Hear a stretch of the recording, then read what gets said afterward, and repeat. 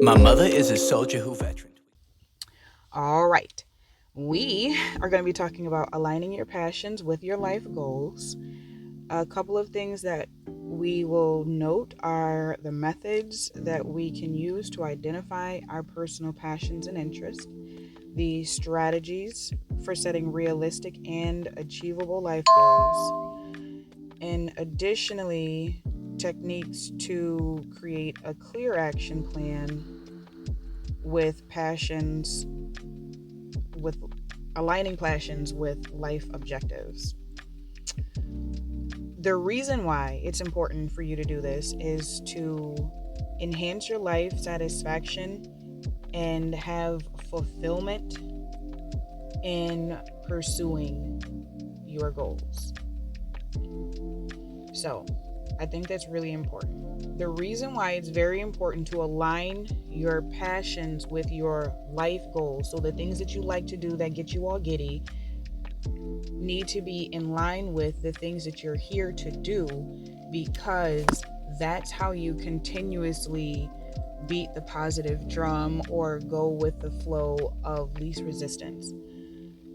And then the other reason why it's important is balancing your personal aspirations with your responsibilities, leading to a more harmonious and purpose driven life. So basically, reiterating what I just said. Um, so let's talk about it. That I let's just talk about it. All right. So some methods to identify personal passions and interests. Number one, try new things. Try something that you haven't done before that is in line with your basic level of comfort, with your basic comfort. So you're staying in your comfort zone but getting out of your comfort zone. So like if you're afraid of heights, you don't want to try skydiving or anything that requires you to go high up in the air. Like I'm afraid of heights, but I like to rock climb. So I could go to like a rock wall and then just climb and then go sideways. You know what I mean? I don't even mind. Eventually I start getting scared on my way up and it's really, really bad. But, you know, do what you like to do, but find a way to do it within your comfort zone. Research, like watching videos, read books, but yeah, research and stuff like that. That's why school and education is important, so you can learn how to learn about yourself too. Some strategies for setting realistic and achievable goals are to write them down, talk about them with people who have already done it. Again, do some research about whatever it is that you're trying to do. Get some kind of system in place for you to keep track of the things that you've done and the things that you want to do. And script. That's like life scripting that's what I do, is I script out my whole life actually. There are some times where I will just script out, like there was a time in my life where I was just scripting out like things that I wanted and certain desires, but I wasn't scripting out what I want my weeks to look like and what I want my months to look like. And I've kind of and it shows, long story short. So when you are really writing out what it is that you want, not what you want like to be able to do within this context or within the confines that you're in right now, but what is it that you actually want to do. Like for example, before I used to want to work a split shift schedule, going to work at 6, get out at 9, have the afternoon, then go back to work at 3, get out at 5, or get out at 6. Like that's what I used to want to do. Then I got that. It worked out for whatever it was that I was trying to do ish. And then I was like, all right, well, no, I need to do something different. Like my life needs to be different so that I can be a different kind of person. And so I got that going, and then that worked out. And now which so the after the split shift, I was like, I need a 40 hours, and I need to be making X amount of money so that I can buy my house. And then I got that goal done. So now I want to do 8 to 2, making the same amount of money that I work at my regular job. And then I want to, and then this gives me the ability to work on like my life that I want to live now. So basically, write it out.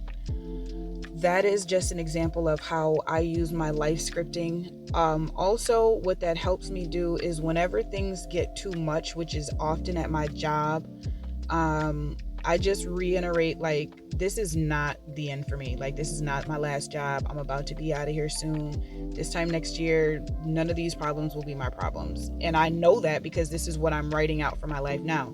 I know that next year, this time, I'm going to be, whatever it is that I'm going to be doing, I'm going to be doing it from 8 to 2. And it will be in alignment with my life goal. So that part.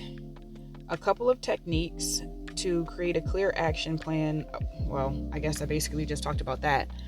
Write it out, script it out.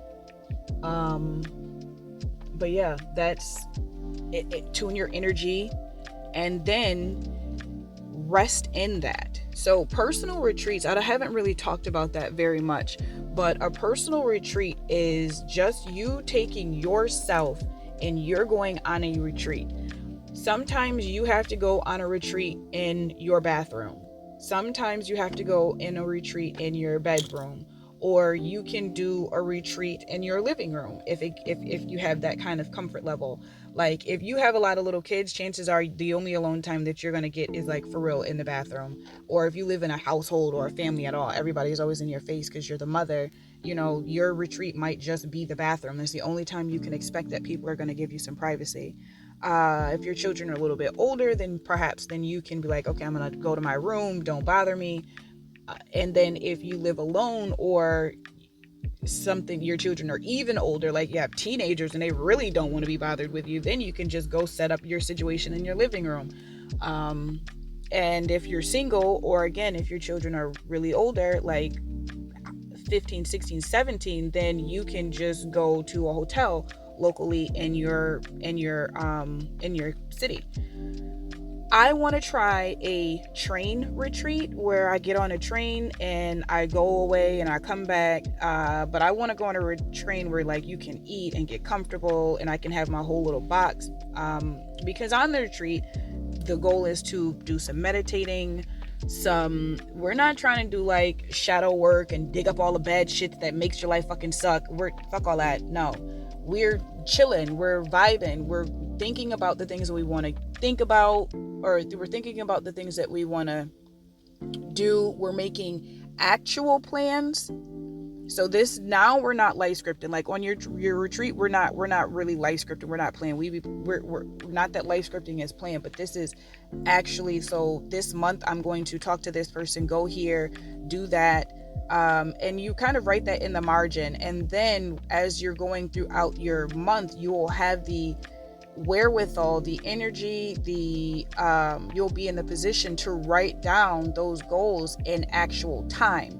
Because now your mind is there, your subconscious is there, your energy is there, everything is where you need it to be to put those actionable plans inside of your actual planner. So again, you have your life scripting, for me, I have the Work on Myself book that I do all of my life scripting in. So again, from my day to my month and to my quarter, including my weeks too. And I even have it down to hours of the day, what I want my day to look like.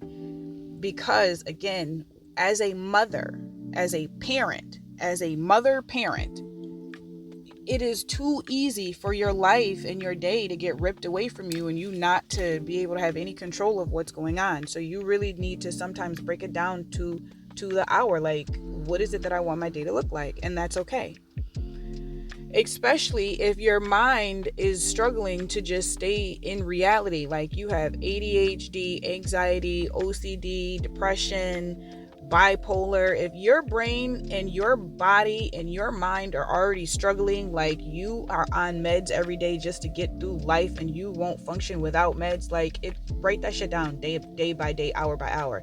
Because if you're not, then somebody's in control, or whatever, some thought is in control of that time. All right, it's about 10 minutes. Sorry, 10 minutes. I'm gonna wrap this up. All right, so enhancing life satisfaction by pursuing your meaningful goals. Enhancing life satisfaction and fulfillment by pursuing meaningful goals. If the things that you're doing are similar but not exactly what you want to do, you will not actually feel fulfillment. You can be doing something extremely meaningful, saving lives and stuff. Superman, saving lives and stuff. But you will not be fulfilled. And that we've seen that countless times. We've seen movies, we've watched documentaries, we know people whose lives look great on the outside, but when you look on the inside, they're like, ugh, I don't like this, because they're not aligning their passions with their life goals. So make sure you're doing that.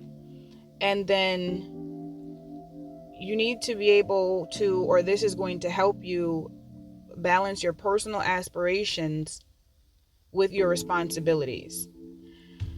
So this is the huge one for moms. This video is going to be a little bit longer than 10 minutes. We already at 12, damn near. All right, I think I can do this in a minute. And if you want to talk about it a little bit more, you already know what to do. Hit me up in the comments. Let's talk about it. Find me somehow, listen to the blog. You know what I'm trying to say. Anyways, I gotta get comfortable with this one. So once you become a parent, I consider being a parent a lot like, I don't want to say like a life sentence, but it's something like that. Like, it's similar to kind of like, this is what you are now. You know what I mean? I'm trying to think of something positive, but I can't. Like, I'm thinking about an addict. Like, once you're an alcoholic, you're an alcoholic. Once you're an addict, you're an addict. Once you're, once you go to jail, you go to jail. That is what you are now. This is it. You are a parent, especially if you're a mother, because you cannot deny that baby came out of your body. Like, dads, unfortunately, they can be like, you know what I'm saying? But mom's like, girl, you know goddamn well that baby came out. And we was all there when we saw it. That's your baby. You know what I'm saying? You did that type shit. So that's what I mean. Once you do it, you did that. You can't undo it. So, having said that, your life goals as a as a parent are going to be in constant competition with, your parenting goals, and every relationship that you get into thereafter. Your wifely goals, your sisterly goals, your goals are always going to come in to friction with all the other goals in your life if they're not in line with your passion. And even if if your passion isn't in alignment with all of the people in your life, like, and that happens to people, that's definitely something we'll have to talk about. But it is too easy for parents to be like, well, I have to go to school and I have to go to work so I can provide a good life for my child. But providing a good life for your child and being a parent are two totally different things. Like, that's just, again, we can go, this shit's gonna get real deep, and it could get real deep, but I'm gonna wrap it up. If you want to talk about this more, again, let me know. We can talk more about the importance of balancing aspirations with responsibilities in order to have a more harmonious and purpose-driven life. At least I kept it under 15 minutes. We got this.